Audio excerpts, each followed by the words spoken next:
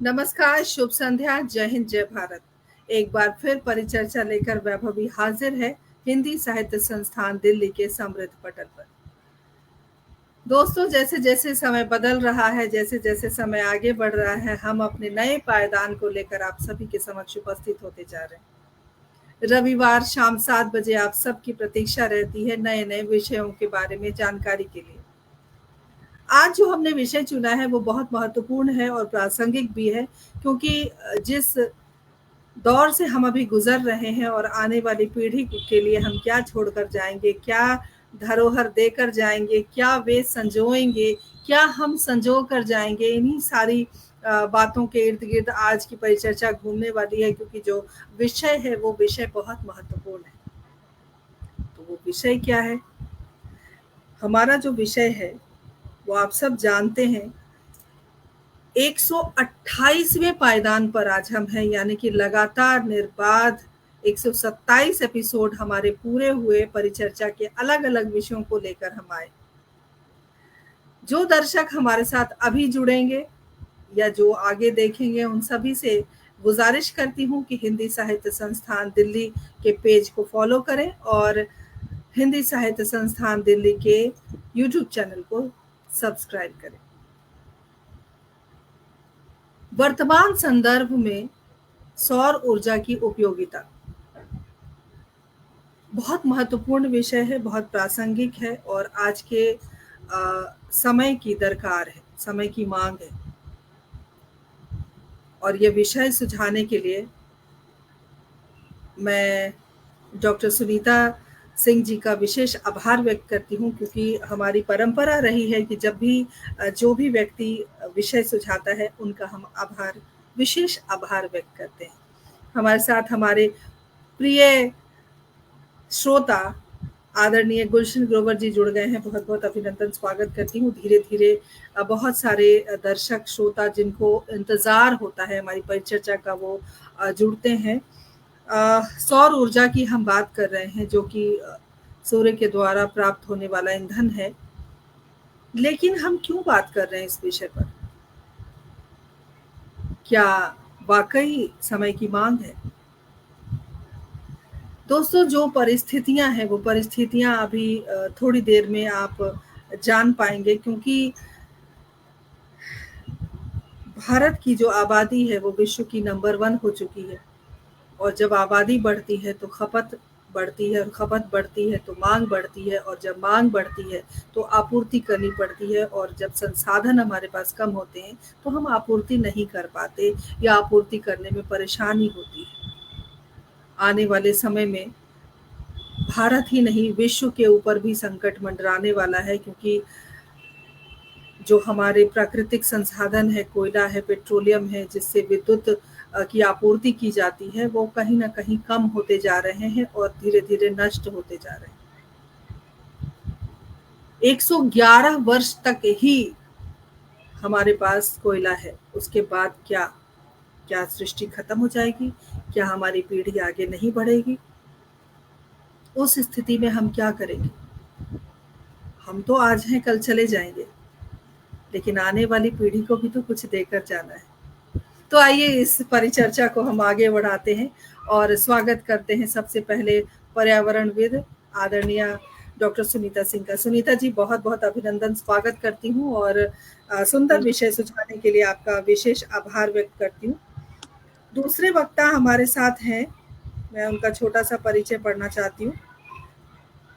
हमारे साथ आदरणीय आशीष सिन्हा जी हैं, जो चीफ जनरल मैनेजर हैं सूर्या रोशनी में। सूर्या रोशनी लिमिटेड सब जानते हैं, सूर्या रोशनी बिखेरने वाली कंपनी है। और आप खासकर जो हमारा सौर ऊर्जा की बात जो हम कर रहे हैं, सोलर पैनल की बात कर रहे हैं, उसके आप विशेषज्ञ भी हैं और आप बिजनेस हेड भी हैं, बिजनेस भी संभालते हैं।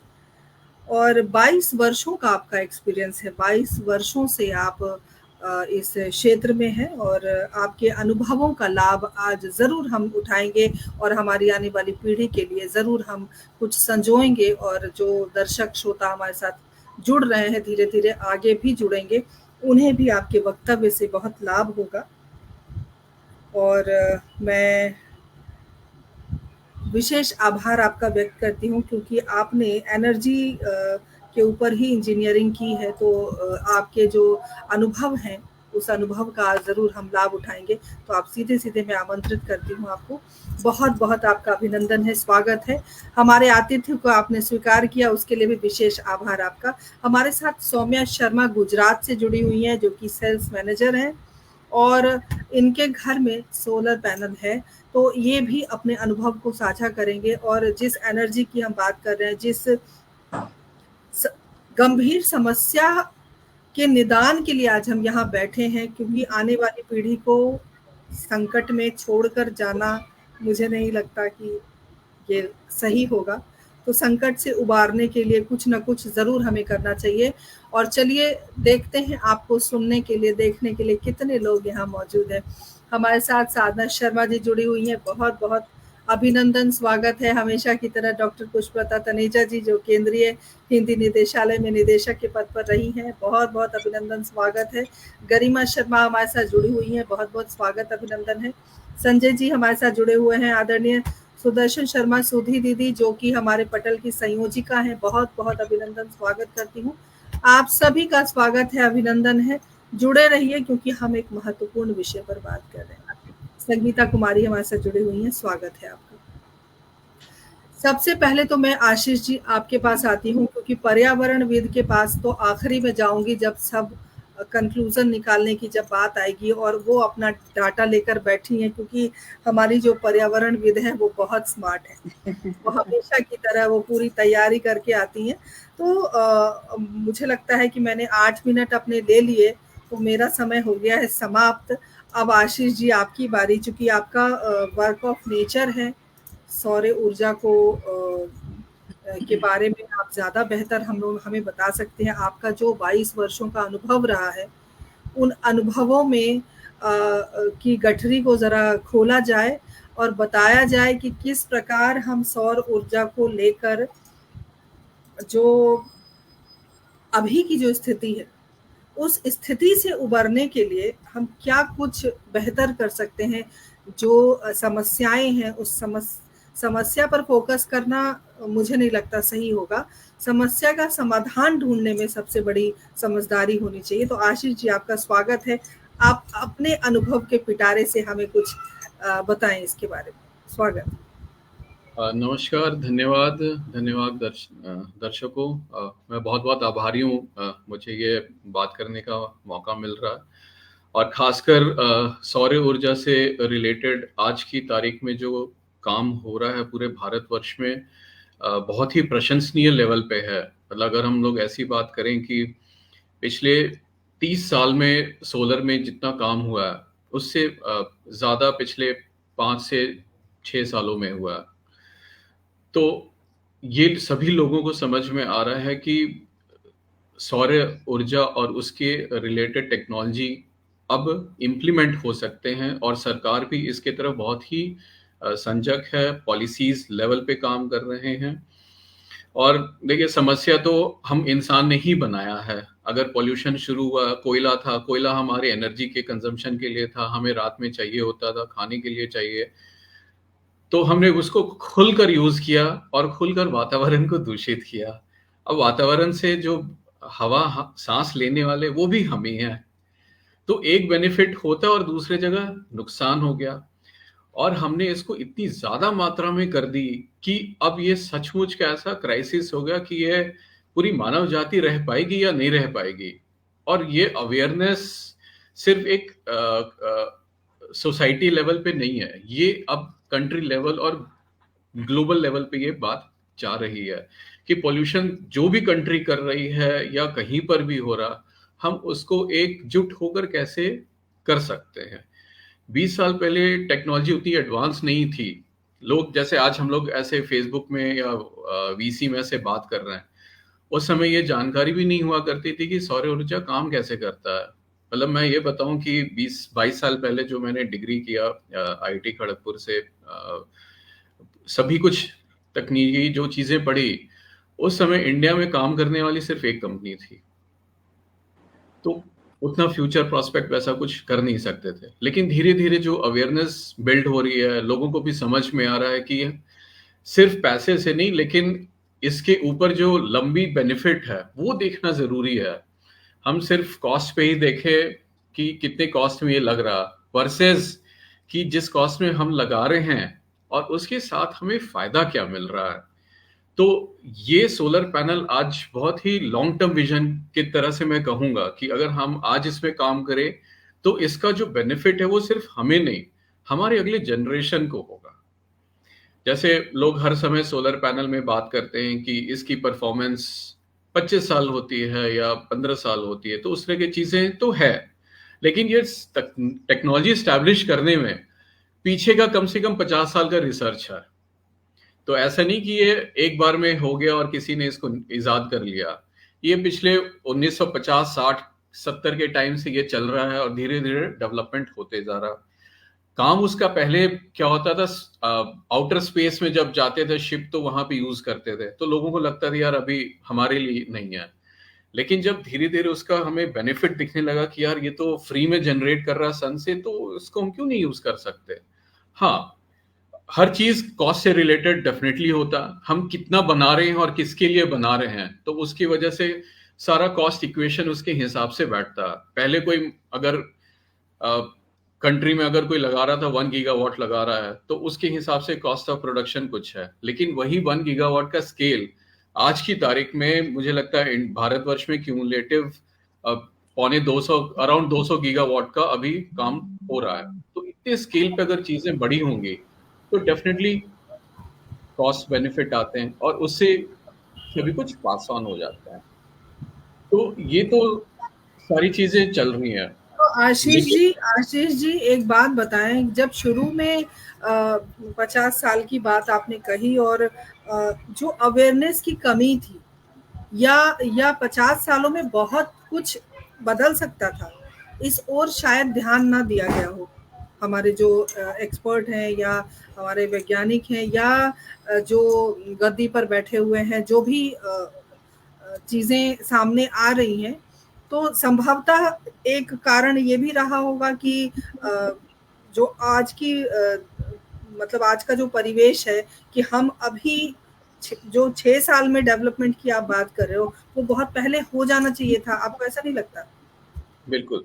और इनफैक्ट अभी ये भी कहें कि 200 गीगावाट है पोटेंशियल, तो इंडिया में भी 750 गीगावाट का है काम, तो अभी भी बहुत काम कर सकते हैं।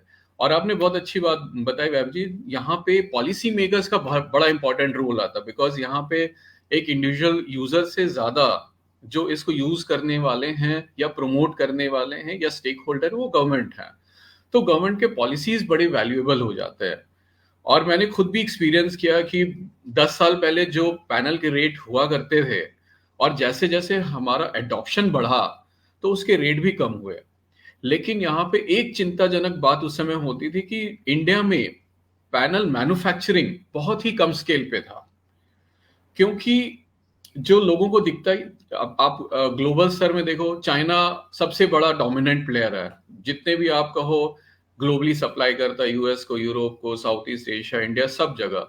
अगर इंडिया में भी मैन्युफैक्चरिंग है तो वो अभी बहुत ही फ्रैक्शन ऑफ परसेंट पे है, मतलब less than 1% of China capacity India is doing it.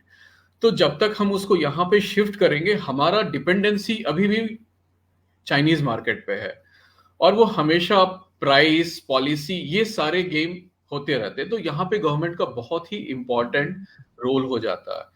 और जब मैन्युफैक्चरिंग की बात शुरू करते हैं तो इसमें ये नहीं होता कि हमने प्लांट लगाया और 2 साल में मुझे बेनिफिट मिलने लगा, ये होता नहीं। कई बार हम लोग, सूर्य रोशनी भी हमारे पास 6 प्लांट हैं, 2 लाइटिंग के हैं, 4 स्टील के हैं। तो हम ये देखते हैं कि अगले 15 साल, 20 साल में ओवरऑल क्या लॉन्ग टर्म विजन है और क्या बेनिफिट होते हैं। तो और होता क्या, चाइना हमेशा इतना डोमिनेट करता है कि वो पॉलिसीज, टेक्नोलॉजी कुछ ना कुछ चेंज करते रहते हैं। हमने मान लो इंडिया में जैसे 500 वाट का पैनल बना लिया, जब तक इंडिया में वो कॉमन होगा, चाइना बना लेगा 550 वाट का। जब इंडिया अडॉप्ट करेगा 550 का, तो चाइना बना लेंगे 610 का। हम जब करेंगे 610, वो आगे बढ़ जाते हैं। तो वो साइकिल और रेस चलता आ रहा है। तो इंडिया में वो एक कॉन्फिडेंस भी देना है कि ठीक है, आप मैन्युफैक्चरिंग सेट करो 10 साल के लिए, हम आपके साथ हैं, हम इस तरह से काम कर सकते हैं, जो अब सरकार कर रही है। तो वो अच्छे कदम है, बिकॉज मैन्युफैक्चरिंग के पेन इंपॉर्टेंट है, प्लस इकोसिस्टम डेवलप करना भी चैलेंज होता है पहले। अब और इंडिया क्या होता है, इंडिया एक ऐसा यूनिक मार्केट है ग्लोबली, मैं सिर्फ सोलर की बात नहीं कर रहा, कहीं पर भी बात, ये इतना प्राइस सेंसिटिव मार्केट है कि थोड़ा सा भी इधर उधर कॉस्ट का वेरिएशन होता है तो कंज्यूमर शिफ्ट कर जाते हैं कि यार मुझे तो सोलर में बेनिफिट नहीं दिख रहा, मैं अभी नहीं लगाऊंगा, मैं अभी नॉर्मल बिजली पे ही डिपेंड करूंगा। तो 10 साल पहले जो पेट्रोल के रेट थे या सीएनजी के रेट थे या गैस के रेट थे वो कम थे, तो लोग उसी पे कर रहे थे। फिर धीरे धीरे आपने देखा कि डीजल का रेट बढ़ गया, पेट्रोल का रेट बढ़ गया और ग्रिड की अवेलेबिलिटी बढ़ गई, तो एडॉप्शन भी बढ़े। तो वहां पर फिर दिख रहा है कि मुझे अगर डीजल की कंजम्पशन कम करना है तो मुझे सोलर की तरफ देखना होगा। और डीजल अभी भी, डीजल जनरेटर अभी भी भारतवर्ष में बहुत जगह इंडस्ट्रीज मेजरली यूज कर रहे हैं, लेकिन उसकी वजह से दो प्रॉब्लम है, एक तो उनका कॉस्ट बहुत बढ़ जाता है और दूसरा पॉल्यूशन है। और अब सरकार ने और एक अच्छी चीज पॉलिसी की कि ये सारे इंडस्ट्रीज और इस तरह के लोगों को एक और अच्छा मैंडेट दिया, environmental sustainable goals, ESG goals बोलते हैं, जो हमारे पर्यावरण के लिए बहुत इंपॉर्टेंट है।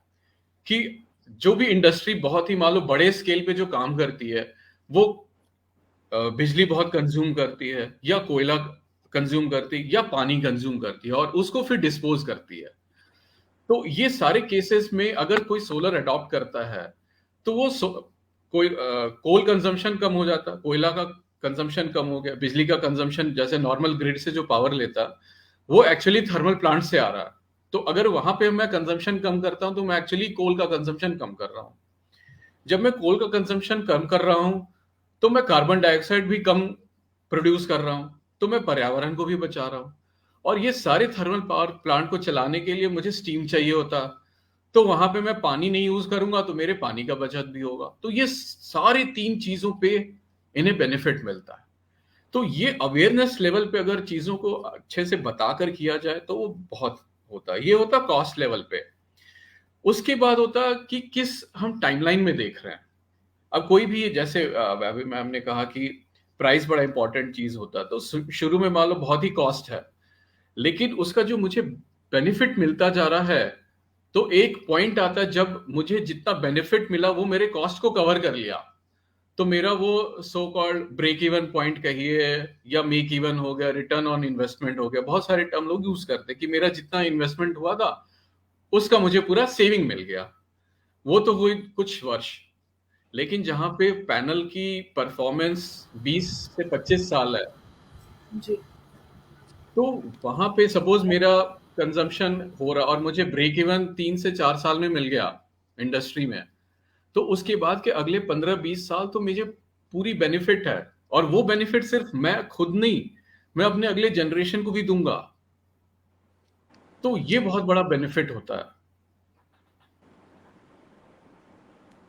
बहुत बढ़िया आशीष जी, थोड़ी देर में आपके पास पुनः आऊंगी, बहुत सारी बातें करनी है। और कॉस्ट कटिंग की जो बात हम कर रहे हैं या पैसे की, क्योंकि भारत गांव में रहने वाला देश है, गांव में बसने वाला देश है, और अभी भी बहुत सारी जगहें ऐसी हैं जहां पर सुविधाएं नहीं है, या अगर हम पैसों की बात करें तो थोड़ा सा कम है, मतलब जो आम जिंदगी है वो थोड़ी सी दुष्कर अभी भी है। तो वहां पर चीजें पहुंचाने के लिए हमें बहुत ज्यादा सहूलियत देनी पड़ेगी। सुनीता जी मुस्कुरा रही हैं, मुझे लगता है कहीं ना कहीं मेरी बात से इत्तेफाक रखती हैं। इससे पहले साबिर परवेज हमारे साथ जुड़े हुए हैं, बहुत बहुत अभिनंदन करती हूँ साबिर जी, आपको यहाँ देखकर मुझे बहुत खुशी हो रही है। और सुदर्शन शर्मा सुधी जी ने भी कुछ लिखा। उमंग सरीन हमारे साथ जुड़ी हैं, बेहतरीन गजलकारा, बहुत बहुत अभिनंदन। और साबिर जी हमारे हिंदी साहित्य संस्थान की महत्वपूर्ण कड़ी हैं, उनका भी अभिनंदन। हमारे पटल के मुख्य सलाहकार आदरणीय सुरेंद्र शर्मा सागर जी हमारे साथ जुड़े हुए हैं और मेरे बड़े भाई भी हैं, बहुत बहुत अभिनंदन। और आज इस पटल के माध्यम से आपको और भाभी जी को शादी की सालगिरह की बहुत बहुत शुभकामनाएं। आज इनकी शादी की सालगिरह है तो हम भी बधाई देते हैं। गुलशन गोबर जी लगातार हमारे साथ बने हुए हैं। एक कमेंट आया है, 7 साल पहले माउंट आबू ब्रह्म कुमारी आश्रम में 750 पैनल लगे हुए देखे। वहाँ का सारा काम, यहाँ तक कि पूरे आश्रम और अतिथियों का भोजन भी उसी से बनता है। अच्छा, सोलर पैनल की बात हो रही है। माउंट आबू में जो ब्रह्म कुमारी आश्रम है उनके बारे में इन्होंने कहा है कि देखा है इन्होंने इस तरह से। तो चीज़ें आसान तो हो रही हैं, लेकिन सौम्या, चूंकि आपके घर में भी सोलर पैनल है, तो आप उसका अनुभव हमारे दर्शकों के से साझा करें। चूंकि आप यूथ हैं और यूथ के अंदर बहुत ताकत होती है कि वो चीज़ें बदल दे। तो एक संदेश भी आपके द्वारा जाएगा हमारे कार्यक्रम के माध्यम से, और आपके अनुभव क्या हैं, कैसा लग रहा है, और चीज़ें कितनी आसान हो जाती हैं पैनल को लगाने के बाद। वो तमाम बातें आप हमारे दर्शकों से साझा कीजिए। स्वागत है आपका।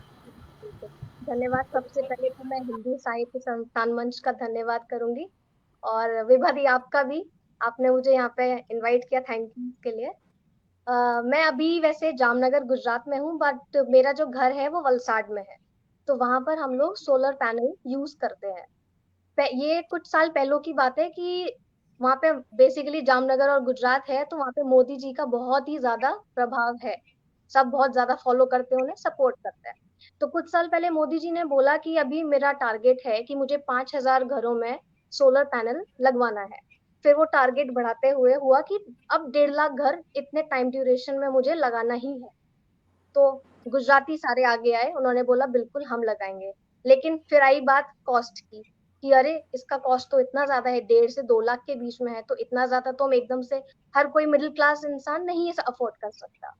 तो उस वजह से उन्होंने बोला कोई बात नहीं, आप स्टार्टिंग बेसिस पे किसी छोटी चीज के लिए आप यूज करिए। तो हमने वो चीज मानी, और हमने पहले गीजर के लिए सोलर पैनल लगवाया।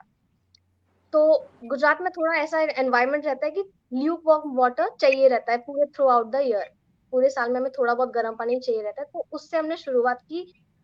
अमाउंट था उसका कुछ, बट जो लगाने आए थे, जो भी अथॉरिटी आए थे, तो उन्होंने स्टार्टिंग की अमाउंट, आपको नल एंड वॉइड हो जाएगा, पूरा का पूरा आप यूटिलाइज कर पाएंगे चीजों को, बल्कि कुछ टाइम के बाद वो जीरो में ही कन्वर्ट हो जाएगा। तो अभी जब हम धीरे धीरे यूज करना शुरू किया, एक गीजर से शुरुआत की, बट हाँ, सोलर एनर्जी के एक दायरे में हम लोग आ गए, और समझ में आया कि बिल्कुल पर्यावरण बहुत सारी चीजों से दूषित होता है। कोयला जिससे हमें सारी इलेक्ट्रिसिटी अभी मिलती है, तो हो सकता है कुछ, अभी नहीं, कुछ सालों के बाद, जैसे रशिया है या फिर इंडोनेशिया है जहाँ से हमारा बहुत ज्यादा कोयला इंपोर्ट होता है, वो बोल दे कि हमें नहीं देना, तो हम क्या करेंगे? इलेक्ट्रिसिटी के बेसिस पे ही हमारा कितना सारी चीजें डिपेंड करती है। एक तरीके से बोला जाए तो इलेक्ट्रिसिटी होगी तो जीडीपी भी बढ़ेगी, क्योंकि सारी चीजें हैं, डेवलपमेंट रुक जाएगा इलेक्ट्रिसिटी की कमी की वजह से। बिल्कुल, रेस्टोरेंट है, बिल्कुल। फैक्ट्री, सब कुछ रुक सकता है। बट वो इंडिया बिल्कुल चाहेगा नहीं, वो भारत देश बिल्कुल चाहेगा नहीं। तो इस वजह से अभी सब सोलर एनर्जी के तरफ बढ़ रहे हैं, समझ रहे हैं, अवेयरनेस अभी आ रही है धीरे धीरे। और अब हमारा डिसीजन ये हो गया कि अभी तक गीजर यूज कर रहे थे, बट हाँ, अब कुछ टाइम, कुछ महीनों के अंदर हम पूरा घर को ही सोलर पैनल के बेस पर ही बना देंगे, क्योंकि हमें उसके फायदे दिखते हैं। और आगे जाकर के फ्यूचर जनरेशन, अभी ठीक है हम है उस, बस हमारे आगे जो जनरेशन आएगी उसके लिए कुछ बचेगा ही नहीं। ओजोन लेयर खत्म हो जाएगा, पूरा ग्लोबल वार्मिंग बढ़ ही रहा है, इतनी प्रॉब्लम्स आ रही हैं, पूरा सब मतलब कुछ भी सिस्टमैटिक नहीं है। बट हाँ, छोटा छोटा अगर स्टेप्स लेंगे तो बिल्कुल हम अपने भारत देश को बचा सकते हैं, दुनिया को बचा सकते हैं, और काफी जिंदगियों को भी बचा सकते हैं। बहुत बढ़िया सौम्या, बहुत सुंदर बात, और अपना जो आपका अनुभव है, और बहुत खुशी की बात है कि आप पूरे घर को सौर ऊर्जा से ओत-प्रोत रखने वाली हैं, जिससे और भी लोगों को प्रेरणा मिलेगी, और बहुत सही भी है। लेकिन कहते हैं कि जो आवश्यकता है वो हमेशा आविष्कार की जननी रही है। आपके पास चीज़ों की ज़रूरत है, उस हिसाब से आप अपने आप को, अपने चाहे घर हो, समाज हो, देश हो, दुनिया हो, हम बदलते रहते हैं, और परिवर्तन संसार का नियम है, सभी जानते हैं। तो हमें भी परिवर्तित होने की ज़रूरत है। जैसे कि सौम्या ने कहा, आशीष जी ने कहा कि बहुत सारा कोयला हमने इस्तेमाल किया, कोयला भी खत्म होने की कगार पे, और पोल्यूशन और प्रदूषण की तो कोई सीमा ही नहीं है। हम दिल्ली जैसे शहर में रहते हैं जो कि दुनिया का सबसे गंदा शहर है। तो सवाल ये है कि गंदा शहर तो है, गंदा हुआ कैसे, और अगर हो गया है तो उसे साफ कैसे करें। तो अगर हम इस जिस विषय पर हमने आज परिचर्चा रखी है, इस सोलर पैनल या जिसको सौर ऊर्जा कहते हैं, वो फ्री ऑफ कॉस्ट सूर्य देवता दे रहे हैं। लेकिन एक पर्यावरणविद होने के नाते डॉक्टर सुनीता, मैं आपके पास आती हूँ, क्योंकि थोड़ी देर पहले आशीष जी से मेरी बात हो रही थी, तो मैंने यही कहा, उन्होंने कहा था कि हमारा थोड़ा सा मौसम चेंज होता रहता है, वेदर चेंजिंग चीज़ें चलती रहती हैं हमारे भारत में। अभी गर्मी है तो सूर्य की रोशनी बड़ी तेज आ रही है, तो वो बड़ा अच्छा काम चलेगा। लेकिन बारिश में क्या, और सर्दियों में क्या, जहाँ सूर्य देवता दिखते नहीं है, तो उस परिस्थिति में हमें डेवलपमेंट की जरूरत होगी और क्या कुछ चाहिए होगा। अब आपने 2 वक्ताओं को सुना, अब आप अपनी बात करें। उससे पहले हास्य कवि राजेंद्र विश्वकर्मा जी हमारे साथ जुड़े हुए हैं, बहुत बहुत अभिनंदन, स्वागत करती हूँ। और बहुत सारे दर्शक और जुड़े हुए हैं, मैं एक बार जरा उनका नाम ले लूं। साधना शर्मा जी लगातार हमारे साथ बनी हुई हैं, और मुझे लगता है कि अगर मैं गलत नहीं हूं तो साधना शर्मा जी सौम्या जी की मम्मा है, राइट? बहुत बहुत अभिनंदन है, स्वागत है। देखिए, बच्चे को प्रोत्साहित करने के लिए जब माँ बाप आते हैं तो और ऊर्जा होती है। और साबिर लगातार हमारे साथ बने हुए हैं, पुष्पलता तनेजा जी लगातार हमारे साथ बनी हुई है। सभी बने रहें, जुड़े रहें और कार्यक्रम को आप सब शेयर करते रहें। सुनीता जी, अब आपकी बारी। क्या कुछ भौगोलिक घटनाएं घट रही हैं, क्या कहेंगी आप? सबसे पहले तो मैं आज की परिचर्चा में सम्मिलित सभी विद्वजनों का सादर अभिवादन करती हूँ, और विभा जी को विशेष रूप से आभार व्यक्त करती हूँ उनका।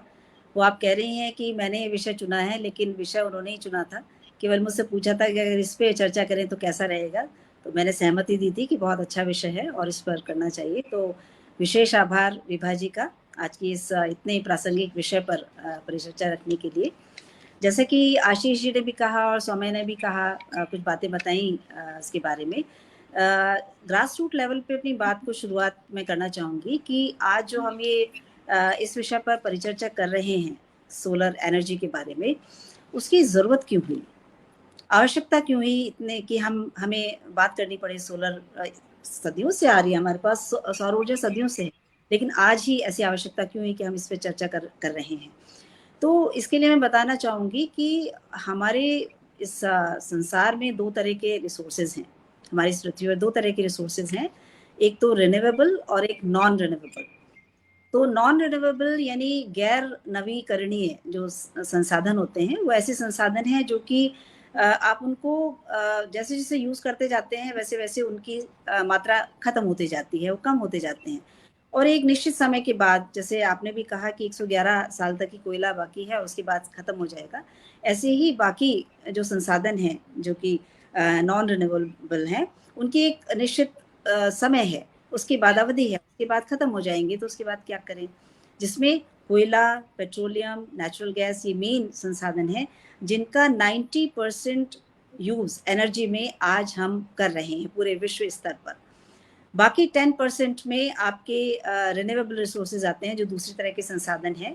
वैसे संसाधन हैं जो कि जिनकी मात्रा कम नहीं होती है, आबाद रूप से हमारे पास उपलब्ध हैं, लेकिन हम उनका सही इस्तेमाल नहीं कर पा रहे हैं, जिसमें वाटर आ जाता है, सोलर एनर्जी आ जाती है, आपके हाइड्रो पावर है ना, विंड एनर्जी है, ये सब चीज़ें हैं, ये जो रिन्यूएबल रिसोर्सेज कहलाते हैं, इनका हम यूज़ नहीं कर पा रहे हैं। केवल 7% हाइड्रो पावर हम यूज़ कर पा रहे हैं, केवल 1% हम विंड एनर्जी यूज़ कर रहे हैं, और सोलर एनर्जी भी लगभग 1% के करीब ही है, जबकि वो अथाह उसका समुद्र है, हम बहुत यूज़ कर सकते हैं उसका, उसमें बहुत फ़ायदे भी हैं। ये जो हम नॉन रिन्यूएबल पेट्रोल, कोयला, गैस यूज़ कर रहे हैं, ये जैसे सौम्या ने भी बताया था कि ये कार्बन उत्सर्जित करते हैं। ये सारे जितने भी आपके रिसोर्सेज हैं, ये सब कार्बन उत्सर्जित करते हैं, ग्रीन हाउस गैसेज इससे बढ़ रही हैं हमारे एनवायरनमेंट में, जिससे ग्लोबल वार्मिंग हो रही है, कार्बन की मात्रा बढ़ रही है, पर्यावरण दूषित हो रहा है, गर्मी बढ़ रही है और बहुत सारे ऐसे एनवायरमेंटल जो प्रॉब्लम्स है वो हो रही है, जल प्रलय हो रही है, कैंसर जैसी बीमारियां बढ़ रही हैं, बहुत सारी हमारे पर्यावरणीय समस्याएं उत्पन्न हो रही हैं इन सब चीज़ों से। लेकिन फिर भी सुनीता जी, एक प्रश्न मेरे दिमाग में कौंध रहा है और मैं इसका, हालांकि आज के विषय से जुड़ा हुआ नहीं है, लेकिन ग्लोबल वार्मिंग की अगर हम बात करें या पर्यावरण के दूषित होने की बात कर रहे हैं, तब उस विषय से जुड़ा हुआ है, क्योंकि आज की जो परिस्थिति है या आज का जो परिदृश्य है, प्रत्येक घर में 2 या 3 एसी है या किसी के घर में 4 भी है, 5 भी है। तो अपने घर को ठंडा करके जो वातावरण में हम गर्मी भेज रहे हैं, उसका बहुत बड़ा योगदान है। बिल्कुल बिल्कुल। और बिल्कुल, ये जो चीज़ है, ये इसको हम कैसे ठीक कर सकते हैं? इस प्रश्न पर भी आप जरूर आइएगा अपने वक्तव्य के बाद। बिल्कुल बिल्कुल। ये सब एक्चुअली जो भी प्रॉब्लम, एनवायरमेंटल प्रॉब्लम हो रही है, सब मैन मेड प्रॉब्लम्स हैं। हम अपने आसपास जितने भी प्रॉब्लम्स देख रहे हैं, वो नेचर ने कुछ नहीं दिया है, ईश्वर ने कोई आपको प्रॉब्लम नहीं दी है। उन्होंने तो बहुत सुंदर आपको जल एकदम शुद्ध और साफ आपको पानी दिया है, बिल्कुल शुद्ध हवा दी है, सब कुछ दी है। लेकिन इसको पॉल्यूट करने का काम कौन कर रहा है? आप और हम ही तो कर रहे हैं ना। सुविधा भोगी हो गए हैं, पहले के लोगों को देखिए और आज के जीवन को देखिए, है ना। तो उसमें बहुत फर्क है, उसकी वजह से ये सारी समस्याएं हो रही हैं। तो विषय पर आते हैं। ये क्योंकि प्रॉब्लम्स हो रही हैं, इन संसाधनों को, जो आपके गैर नवीकरणीय संसाधन है, इनका ज़्यादा यूज़ 90% यूज़ करने से हो रहा है। अब केवल एक ही रास्ता बचता है। अभी समय आ चुका है जब हमें सरकार को, जो आपके साइंटिस्ट हैं, जो आपके एनवायरमेंटलिस्ट हैं, उन सबको बैठकर चिंतन करना चाहिए, ऐसी पॉलिसीज बनानी चाहिए ताकि हम इन संसाधनों का, जो रिन्यूएबल रिसोर्सेज हैं, जिसमें सबसे इम्पॉर्टेंट सोलर एनर्जी है, इसका हम मैक्सिमम इस्तेमाल कर सकें, ताकि हमारे पर्यावरण में जो कार्बन ये उत्सर्जित कर रहे हैं संसाधन जिनका हम यूज़ कर रहे हैं, वो कार्बन की मात्रा खत्म हो। कार्बन की मात्रा खत्म होगी तो हमारा पर्यावरण शुद्ध होगा, हमारा स्वास्थ्य अच्छा होगा, बहुत सारी प्रॉब्लम्स जिसकी हम बात कर रहे हैं वो समस्याएं भी दूर होंगी। तो ये बहुत ज़रूरी है ना। और इसके लिए हमें जानने की ज़रूरत है कि सोलर एनर्जी है क्या, व्हाट इज सोलर एनर्जी, सौर ऊर्जा क्या है। सूर्य जो है वो बहुत ही शक्तिशाली एनर्जी का सोर्स है ना। सूर्य से हमें जो ऊर्जा मिलती है उसे सौर ऊर्जा कहते हैं, सोलर एनर्जी कहते हैं। और सूर्य की रोशनी जो पृथ्वी पर आती है वो ऊर्जा का सबसे बड़ा स्रोत है हमारे लिए। लेकिन पृथ्वी की सतह पर इसकी इंटेंसिटी, सूर्य की रोशनी की जो इंटेंसिटी है वो एक्चुअल में बहुत कम है, क्योंकि सूर्य से पृथ्वी तक आते आते जो सूर्य की रोशनी है उसका बहुत सारा भाग रेडिएट हो जाता है।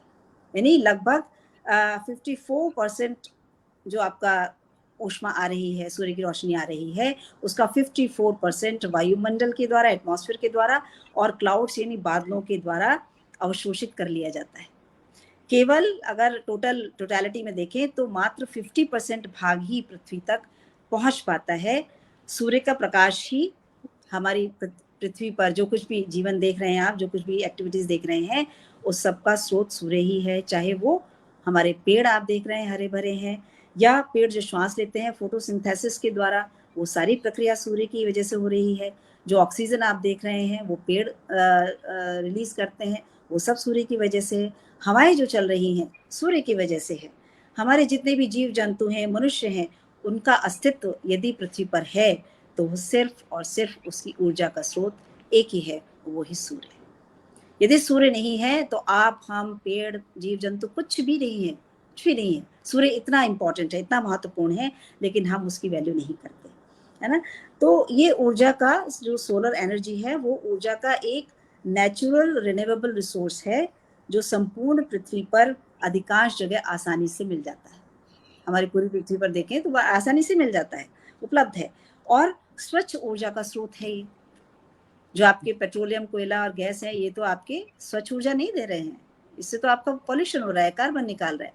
लेकिन जो सोलर एनर्जी है, सौर ऊर्जा है, वो स्वच्छ ऊर्जा का स्रोत है जो कार्बन डाइऑक्साइड गैस को उत्सर्जित नहीं करता है ना। और तो इसलिए सौर ऊर्जा को नॉन रिन्यूएबल रिसोर्सेज को रिप्लेस करने के लिए आसानी से हम प्रयोग कर सकते हैं इसका, है, क्योंकि पेट्रोलियम, गैस और कोल आदि तो खत्म हो जाने वाले संसाधन है जैसे कि मैंने बताया, जबकि सौर ऊर्जा सतत रहने वाला नवीकरण संसाधन है। हमें इसका मैक्सिमम से मैक्सिमम यूज करना चाहिए। इसके अलावा सौर ऊर्जा का उपयोग हम किस किस चीज़ में यूज़ कर सकते हैं? खाना पकाने में कर सकते हैं, चीज़ों को सुखाने में कर सकते हैं, पानी गर्म करने में कर सकते हैं, परिवहन में यूज़ कर सकते हैं, विद्युत आदि के लिए हम यूज़ कर सकते हैं। और ये एक आदर्श और विश्वसनीय स्रोत है इन सब चीज़ों के लिए।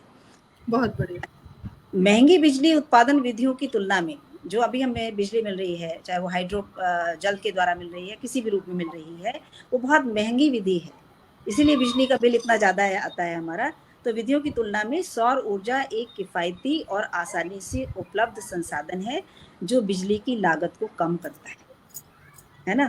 सौर ऊर्जा का उपयोग ग्रामीण क्षेत्रों में भी हम खाना पकाने के लिए और विद्युत उत्पादन के लिए हम कर सकते हैं। खाना पकाने के लिए सोलर कुकर्स आते हैं जो कभी कभी सरकार द्वारा भी प्रदान किए जाते हैं कुछ एरियाज में। इनमें हम दाल, चावल, सब्जी आदि सब आराम से नेचुरल वे में पका सकते हैं। मैंने खुद देखा है, हमारे चाचा जी के यहाँ था तो वो लोग पकाते थे। हमारे घर में भी मुझे याद है बचपन में एक कुकर हुआ करता था, प्रेशर कुकर। उसके अंदर छोटे छोटे पॉट्स होते थे, दाल, चावल वो सब आप उसके अंदर डाल दीजिए और उसमें खाना बन जाता था सूर्य की रोशनी में। बिल्कुल, और बड़ा बहुत टेस्टी खाना मैंने खाया हुआ है, बहुत टेस्टी खाना बनता था उससे। तो ये सब बना सकते हैं, आराम से नेचुरल सनलाइट से पका सकते हैं, जिससे गैस या हीटर का खर्च भी काफ़ी हद तक बच जाता है। इसके अलावा और क्या फ़ायदे हैं इसके ग्रामीण क्षेत्रों में? इसके अलावा ये सोलर कुकर धुआं भी नहीं छोड़ते। गाँव में आपने देखा हो ना, चूल्हे पर धुएं में आँखों से पानी निकल रहा है और आँखें भी खराब हो जाती है उससे, तो आँखों के लिए बहुत नुकसानदायक है वो धुआं। गाँव वालों को चूल्हे में जलाने के लिए लकड़ी की भी ज़रूरत नहीं होती। अगर आप सोलर कुकर का इस्तेमाल करते हैं, लकड़ी की भी ज़रूरत नहीं होती, जिससे गाँव के आसपास के पेड़ और जंगल की भी रक्षा होती है। हम एफॉरेस्टेशन कर रहे हैं, अपने वृक्षों की संख्या बढ़ा रहे हैं, उन्हें ना काट कर, ये फ़ायदा है।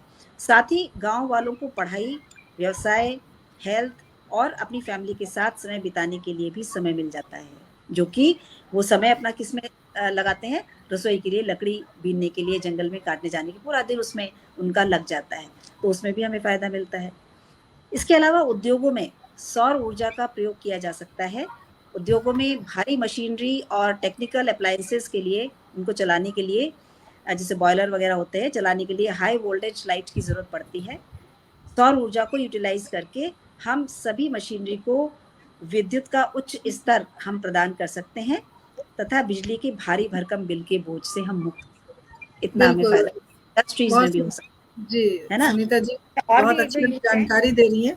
थोड़ी देर के लिए आपको रोकना चाहती हूँ। डॉक्टर पुष्पलता तनेजा जी का एक प्रश्न आया है। आशीष जी, मैं चाहूंगी कि आप इसका उत्तर दें। कृपया विस्तार से बताएं कि जब सूर्य की रोशनी ना हो तब क्या करें? क्या कोई इन्वर्टर, चूंकि आपने बहुत समय लगाया है इस एनर्जी सोर्स में, आपके पास एक्सपीरियंस है, उससे पहले राजीव अग्रवाल जी हमारे साथ जुड़ गए हैं जो कि हमारे पटल के संयोजक हैं।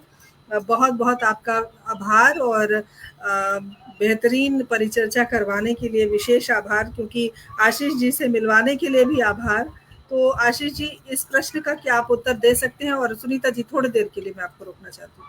जी यस, देखिए, इसमें भारत के साथ सबसे अच्छा लक कहिए या किस्मत कहिए कि 365 दिन में से कम 300 दिन है जो भारतवर्ष में सनी है। बाकी थोड़ा बहुत 60 दिन आपको बारिश की वजह से या ठंड के टाइम पे तो सोलर इंटेंसिटी थोड़ी कम होती है, तो उसके समय उतना वो नहीं हो पाता। लेकिन बाकी टाइम पे हमारे भारतवर्ष में ये अवेलेबल है। अगर हम ये कंपेयर करें यूरोप में, और इवन अगर क्लोज टू जो भी भूगोल के विद्यार्थी हैं, वो अगर नॉर्थ ऑफ पोल की तरफ जाएंगे तो वहां पे धूप की इंटेंसिटी बहुत ही कम हो जाती है, और कई बार ऐसा होता है कि 24 घंटे भी रात होती है। तो हमारे साथ वो सिचुएशन नहीं है। हम लोग बहुत ही लकी हैं जहां पे हमें ये सबसे ज्यादा बेनिफिट मिलता है। तो हम भारतवर्ष में इसे अच्छे से यूटिलाइज कर सकते हैं। और जहां पर ये समझदारी है कि क्या हमें बिजली का प्रयोग उस समय भी जरूरत पड़ेगी जब सूर्य ना हो, तो वो अंडरस्टैंडिंग से कोई चीज करे तो हम लोग वो काम कर सकते हैं। अब जैसे हम लोग स्ट्रीट लाइट बनाते हैं, स्ट्रीट लाइट में क्या होता है, रात में वो जलता है, लेकिन वो बैटरी बेस्ड सिस्टम है, तो दिन में जितने भी पैनल से पावर बना वो स्टोर हो गया, और रात में जब सोलर नहीं भी है फिर भी वो बैटरी से वो लाइट चल रही है। इसी तरह को फिर हम घर या किसी और परिवेश में इसको यूज कर सकते हैं कि बैटरी के साथ ये हम सिस्टम यूज करें। और उसमें हमने बहुत देखा है कि खासकर रूरल एरियाज में जहां पे लोगों को लगता है कि इस बिजली सीमित है और वहां पे सोलर सोल्यूशन दिया जाता है, तो वो बहुत ही कैलकुलेटिव होते हैं, कैलकुलेट करके रखते हैं कि मुझे रात में टीवी चलाना है, 4 लाइटें चलानी है, 4 बल्ब है, फैन है, तो मुझे इस तरह से बैटरी चार्ज होनी है और मैं कोई और भी लोड नहीं यूज करूंगा। और उसके बाद शाम जैसे इन्वर्टर को हम इस्तेमाल करते हैं शहरों में। यस, और शाम में खासकर अभी जो इंडिया का स्टेटस है, आप डेवलपमेंट बढ़ रहे हैं तो लोग रात में भी काम कर रहे हैं, तो पावर उस समय भी चाहिए। अगर रूरल हाउसेस में चाहिए, कोई स्टिचिंग कर रहे हैं या टेक्सटाइल्स चला रहे हैं, उन सभी लोगों को वो चाहिए, तो वहां पे वो बैटरी के थ्रू वो स्टोर करें और उसको यूटिलाइज कर सकते हैं। लेकिन वो थोड़ा एक्सपेंसिव होता है बैटरी की वजह से।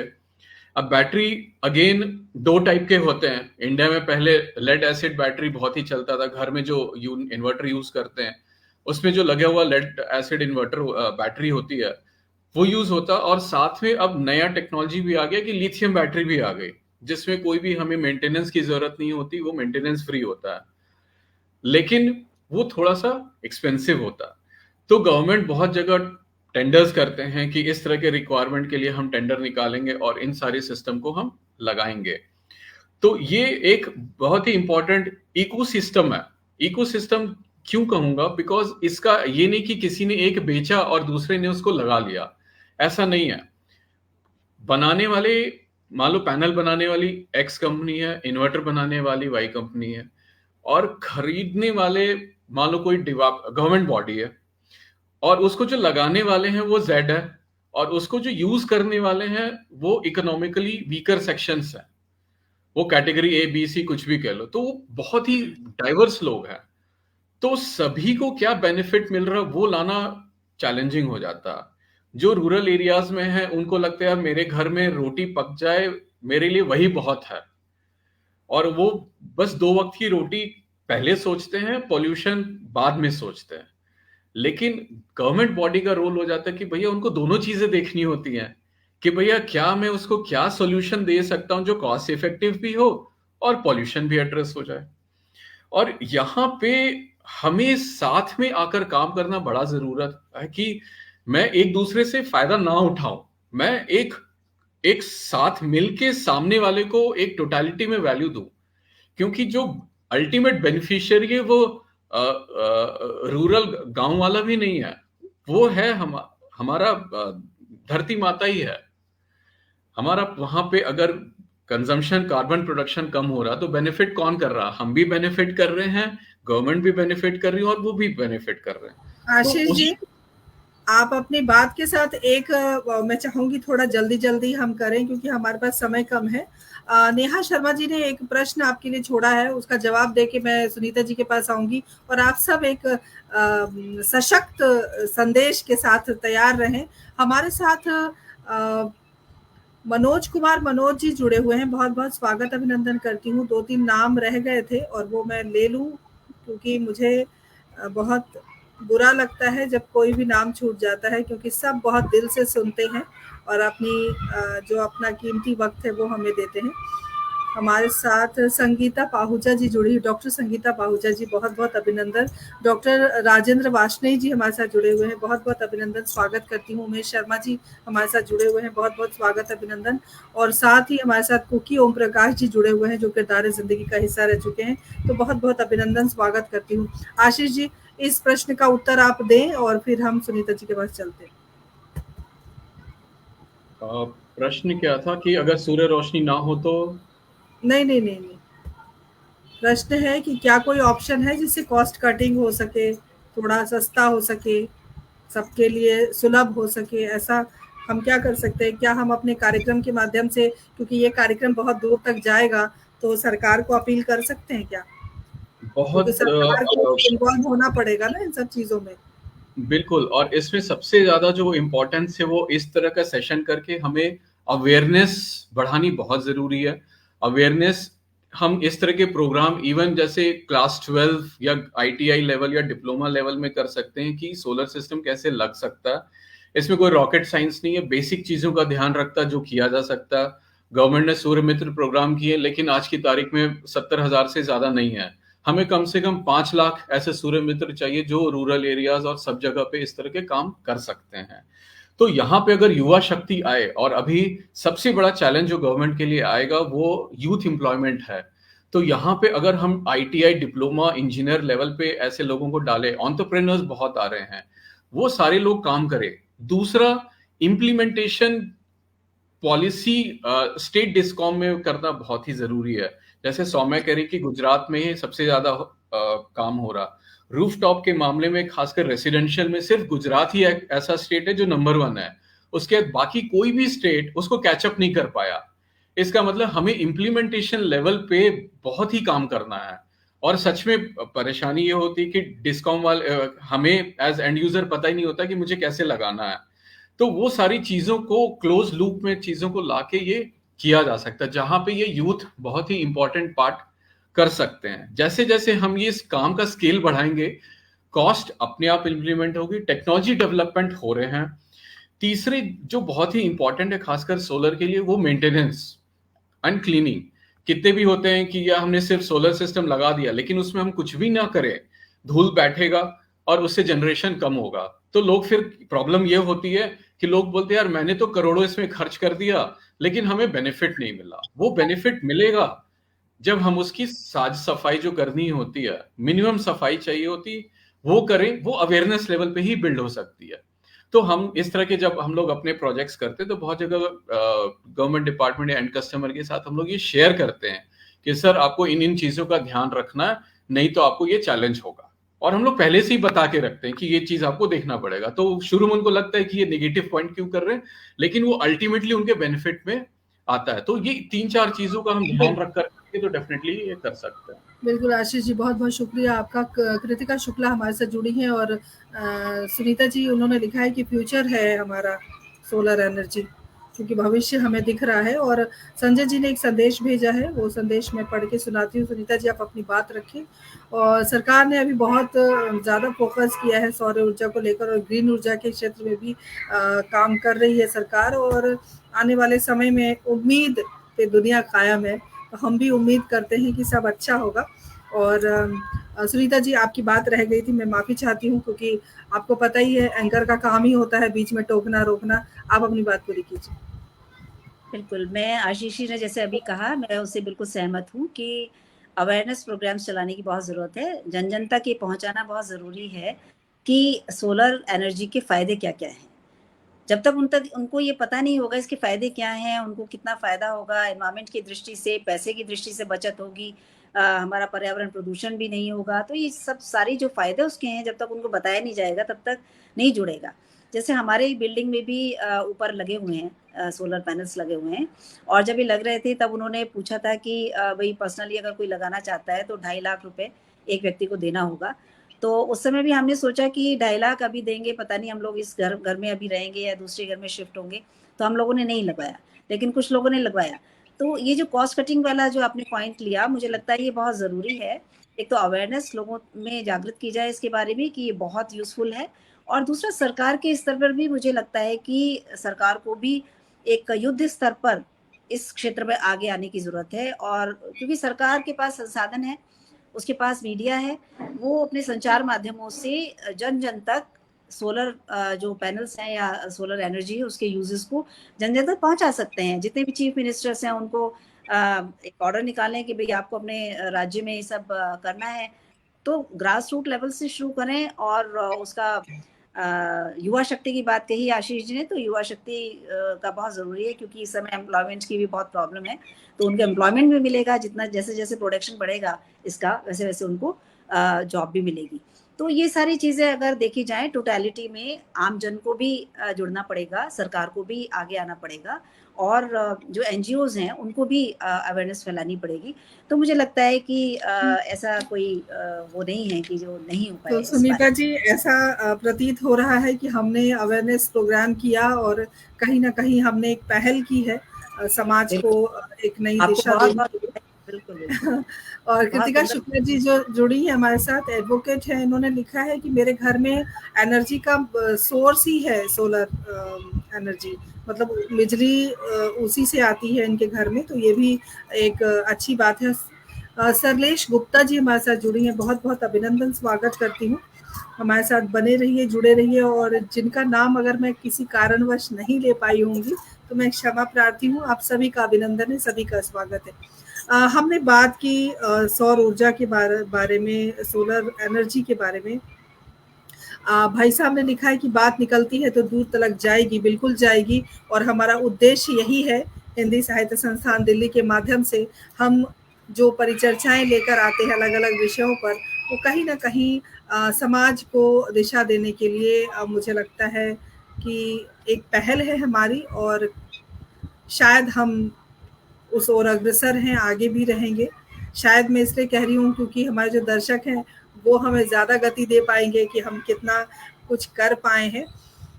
अगर हम चलते चलते संदेशों की बात करें तो सौम्या, नई पीढ़ी के लिए चूंकि आपका एक रोल है और आप हैं आने वाले कल की बुनियाद, तो आप किस तरीके से नई पीढ़ी को संदेश देंगी, क्योंकि ये जो भाई साहब ने कहा है कि बात निकली है तो दूर तलक जाएगी, तो दूर तलक भी संदेश पहुंचना चाहिए, तो आप नई पीढ़ी को क्या संदेश देंगी आज की परिचर्चा के माध्यम से? सबसे पहले तो यही बोलना चाहूंगी कि जो यूथ है उसको सबसे पहले अभी आज का जो यूथ है वो अवेयर है इन चीजों को लेकर के, पोल्यूशन को लेकर के, ग्लोबल वार्मिंग को लेकर के। तो उसे सबसे पहले अवेयरनेस आगे बतानी होगी, लोगों को समझाना होगा। और इसका बहुत सारे माध्यम हो सकते हैं। सबसे बड़ा माध्यम है सोशल मीडिया।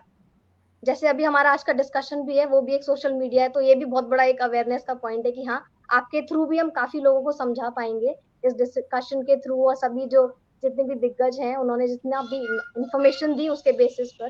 दूसरा क्या होता है कि लोगों के मन में डर रहता है कोई भी नई चीज को यूज करने के लिए कि क्या ये अच्छी होगी, हमने तो कभी यूज ही नहीं किया। तो कुछ प्रोडक्ट्स होते हैं जो रेफरल बेसिस पे भी काफी चलते हैं कि हाँ, अगर मेरे नेबर ने यूज किया है तो हाँ शायद अच्छा होगा ही। तो एक रेफरल बेसिस वाला प्रोडक्ट मुझे ये लगता है कि हाँ, सोलर एनर्जी एक कंजम्पशन ऐसा है कि अगर मेरे दूसरे नेबर्स यूज कर रहे हैं या मेरा बिल्डिंग में लोग यूज कर रहे हैं तो हम भी यूज करेंगे। और एक होता है ट्रस्ट फैक्टर। अगर हम ये लोगों के दिलों में पहुंचा दें कि हाँ, सच में जो पोल्यूशन है, जितना भी हमारा जो सारा वातावरण है दूषित हो रहा है, एक समझ उनमें आ जाए, जो भी लोगों के अंदर एक भरोसा दिलाए कि हाँ, यही एक जरिया है जिससे हम काफी चीजों को कंट्रोल कर सकते हैं। जैसे पावर का भी एक पूरा एक 3 चीजों में डिवाइड रहता है। जनरेशन, फिर उसके बाद ट्रांसमिशन, फिर होता है डिस्ट्रीब्यूशन। तो जो गवर्नमेंट का काफी पैसा है जनरेशन में भी जाता है, ट्रांसमिशन में भी जाता है, जिसमें एनर्जी का लॉस भी होता है। लेकिन अगर हम अपने घर में ही सोलर पैनल लगा रहे हैं तो हमारा एक तरीके से हम खुद ही हमारा जो घर ही है वो एक पावर स्टेशन बन जाता है। ना ट्रांसमिशन का कोई खर्चा, ना ही वेस्टेज ऑफ एनर्जी, कुछ भी नहीं है। जो जनरेट हो रहा है वो वैसा का वैसा ही हमें अपने घर में मिल रहा है। तो जो ट्रांसमिशन में हमारा गवर्नमेंट का पैसा जाता है, तो वो जो पैसा है गवर्नमेंट हमारे और किसी वेलफेयर में लगा सकती है, मेडिकल फैसिलिटीज दे सकती है उसी पैसे से, या फिर एजुकेशन में कुछ बेटर कर सकती है। बाकी लोगों को ये भी अवेयर कराना है कि एक डर है एक्चुअली में कि मेंटेनेंस का उन्हें बहुत ज्यादा रहता है कि अरे मेंटेनेंस भी करना पड़ेगा, ये तो हमें बताया ही नहीं किसी ने इंस्टॉल करते टाइम। मेंटेनेंस है बट इतना ज्यादा कोई हेक्टिक रोल नहीं है उसका, नॉर्मल क्लीनिंग है। आप साल में 2 बार भी करेंगे तो भी बहुत अच्छे से आपका एफिशिएंसी उसकी काफी दिखती है। और बस प्राइस का लेकर के प्रॉब्लम आता है, बट हाँ, जब आप बैठा करके समझाते हैं कि ये जो प्राइस आपने 2.5 लाख का लगाया है, अभी 25 से 30 साल के लिए है, अभी गवर्नमेंट आपको इतनी सब्सिडी दे रही है। काफी कंपनीज है सोलर पैनल्स की जो कि आपको पर भी देती है। तो विद इन 5 to 7 years आपका सारा का सारा आपका जो लोन है वो भी खत्म हो जाएगा। जो आपने 2.5 लाख रुपए लिए थे वो आपको मिल जाएंगे एक तरीके से। और बाकी के जो 15 साल हैं आपकी 0 लेवल पे, कोई भी आपको पैसा नहीं देना है, सिर्फ और सिर्फ एंजॉय करनी है। अभी इलेक्ट्रिसिटी हाँ आ रही है हमारे यहाँ। बहुत बढ़िया, बहुत सुंदर जानकारी, बहुत सुंदर संदेश। और यूथ पर जो है सारा भार टिका हुआ है, भारत का ही नहीं पूरे विश्व का। तो एक अपील आपने की और आपने जिस तरीके से समझाया, ये कार्यक्रम दूर तक जाएगा, तो लोगों को समझ में आएगी बात। और उमेश शर्मा जी ने लिखा है कि सबसे पहले हमें स्वयं लगवा कर उसका अनुभव लेना होगा कि क्या बेनिफिट होता है, तब हम किसी और को अवेयर कर सकते हैं। जाहिर सी बात है कि हम जब तक स्वयं उस चीज़ का अनुभव नहीं लेंगे, हम दूसरों को क्या बता सकते हैं। दुर्गा नागले जी हमारे साथ जुड़ी हैं, बहुत बहुत अभिनंदन, बहुत स्वागत। सुंदर जानकारी कह रही हैं, बहुत सुंदर जानकारी। नेहा शर्मा जी बहुत बहुत आपका स्वागत है, अभिनंदन है। और सरलेश गुप्ता जी हमारे साथ।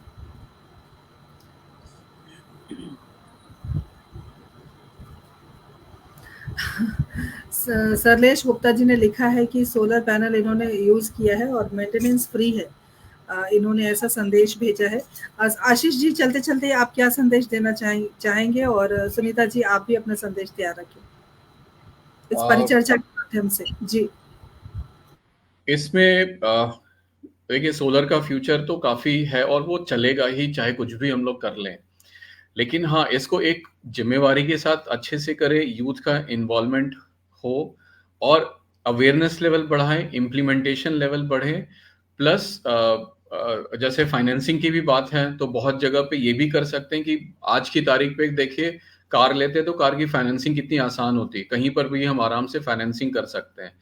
उसी तरह से सोलर सिस्टम जब लगा रहे हैं, अगर मान लो आपके लिए 2.5 लाख या 3 लाख या 10 लाख जो भी खर्च हो रहे हैं, अगर वो इजीली फाइनेंस हो जाते कोई भी फाइनेंसिंग बैंक से और उसको हम ईएमआई की तरह पे करते हैं, तो आई थिंक उसका एडॉप्शन में भी काफी फर्क पड़ेगा। बहुत जगह पे होता है कि बैंक उस तरह से फोर्स फिलिंग नहीं होते कि नहीं, मैं पहले आपके ये डॉक्यूमेंट देखूंगा, मैं आपका ये एनालिसिस करूंगा, मैं ये रेट ऑफ इंटरेस्ट चार्ज करूंगा। उन तोड़ों को थोड़ा ऑप्टिमाइज करे तो मेरे ख्याल से वो एडॉप्शन भी बढ़ेगा।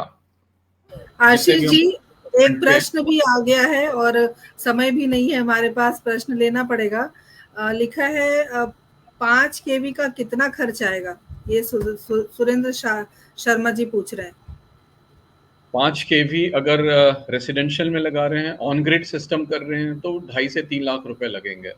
और इसमें मैं ये भी कहूंगा कि आप सब्सिडी और ये सब चीज का बिल्कुल इंतजार ना करें। जो टेक्नोलॉजी अभी बेस्ट एफिशिएंट है, आप उसे प्लीज लगा लें। आपको थोड़ा सा एक्सपेंसिव पड़ सकता है, लेकिन लॉन्ग टर्म में जाके वो आपको ज्यादा बेनिफिट देगा। तो अल्टीमेट बेनिफिशियरी आप ही होंगे।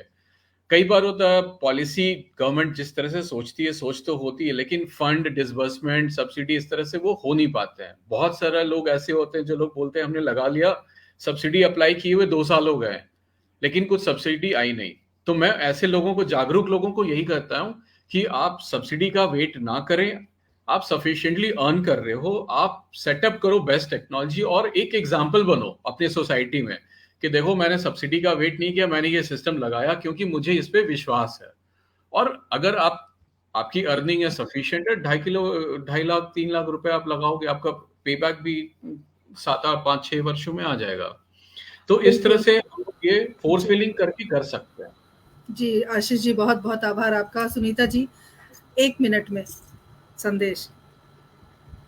हाँ, मैं भी यही कहना चाहूंगी कि जो लोग अफोर्ड कर सकते हैं, कम से कम वो तो शुरुआत करें, इंतजार नहीं करें। जैसे कि आशीष ने भी कहा, इंतजार नहीं करें, जल्दी से जल्दी अपने यहाँ जितने भी अप्लायंसेज हैं, जितनी भी आप चीज़ें आपके घर में हैं जो आप यूज़ कर रहे हैं, वो इलेक्ट्रिसिटी जो जिसका आप बिल भरते हैं, उसकी बजाय आप सोलर एनर्जी का यूज़ करके, सोलर एनर्जी से जो चलते हैं उस पर आप जाएं। और क्योंकि सौर ऊर्जा से चलने वाला जो घर है, वो 30 वर्षों की अवधि में कार्बन डाइऑक्साइड के उत्सर्जन में 100 टन की कमी लाकर प्रदूषण को कम करने में मदद कर सकता है, ऐसा साइंटिस्ट ने अनुमान लगाया है। तो जब हमें हर तरह से फायदा है, हमारा जो खर्चा हो रहा है वो भी आगे पीछे हमारा निकल ही जाएगा। बिजली का बिल भी तो देते ही है ना हम लोग, तो वो आगे पीछे निकल जाएगा। तो हम सबको ज़्यादा से ज़्यादा सोलर एनर्जी का इस्तेमाल करना चाहिए, यही मैं सभी दर्शकों से कहना चाहूँगी। बहुत बहुत शुक्रिया आपका डॉक्टर सुनीता, और आशीष जी विशेष आभार आपका, सौम्या विशेष आभार, क्योंकि सब आपने बहुत कीमती वक्त हमें दिया, हमारी परिचर्चा को सार्थक किया। और संजय जी का प्यारा सा संदेश पढ़ने के बाद इस कार्यक्रम से विदा लेंगे कि जिस तरह पेट्रोल का विकल्प सीएनजी बना, उसी तरह पावर का विकल्प सौर ऊर्जा बनने वाला है या बनेगा। ये संदेश संजय जी जो हिंदी साहित्य संस्थान दिल्ली के कर्ता धर्ता हैं, मुझे प्रोत्साहित करने वाले, और शायद इस कार्यक्रम को मैं नहीं कर पाती कंटिन्यू अगर इनका सहयोग नहीं होता। मेरे पति देव हैं और सब कुछ इन्हीं के हाथ में है, तो बहुत विशेष आभार मैं व्यक्त करती हूँ। और सभी श्रोता दर्शकों का विशेष आभार जिन्होंने हमारी परिचर्चा को सार्थक किया, अपना समय दिया, इतने सारे प्रश्न पूछे। और प्रश्न पूछने का मतलब होता है कि आप अवेयर हैं, आप जागरूक हैं और कुछ जानना चाहते हैं। और जब आपके प्रश्न होते हैं और हमारे वक्ताओं के जो उत्तर होते हैं, उससे परिचर्चा सुंदर बनती है। और तब वो परिचर्चा जब दूसरे के स्क्रीन पे या कहीं और किसी और व्यक्ति विशेष के पास पहुंचेगी, तो एक खजाना है ये जानकारी का। उस खजाने को चार चांद लगाने के लिए आप सभी का बहुत बहुत आभार। आशीष जी पुनः आपका विशेष आभार, डॉक्टर सुनीता बहुत बहुत आभार, सौम्या बहुत आभार, आप तमाम दर्शकों का बहुत आभार।